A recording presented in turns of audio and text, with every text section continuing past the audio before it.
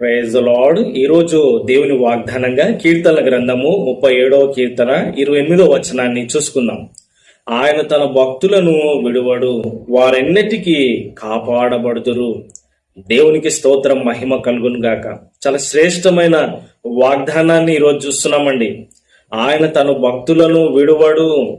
దేవుని యందు విశ్వాసం ఉంచిన వారిని, ఆయన యందు భయభక్తులు గల వారిని దేవుడు ఎన్నటికీ విడువడండి.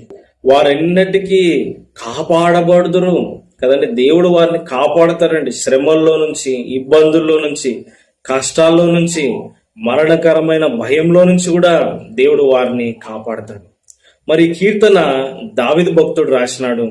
మరి ఆయన జీవితంలో కలిగిన శ్రమల్లో నుంచి దేవుడు ఆయనను కాపాడిన విధానాన్ని బట్టి దేవుణ్ణి స్తుతిస్తున్నాడు, దేవుణ్ణి మహిమపరుస్తున్నాడు. మరి దేవుణ్ణి కీర్తిస్తూ కీర్తన రాస్తా ఉన్నాడు. ఆయన తన భక్తులను విడువడు. ఆమేన్. దేవుడు విడువడండి. తన భక్తులను విడిచిపెట్టి ఆయన ఉండడు. భక్తుల ఎంబడే ఆయన ఉంటాడు. మరి వారెన్నటికీ కూడా విడువబడరు. ఎందుకంటే వారిని కాపాడేది దేవుడే. హల్లెలూయా. దావీదు జీవితంలో ఎన్నో శ్రమలు వచ్చినాయి. ఆయన మరి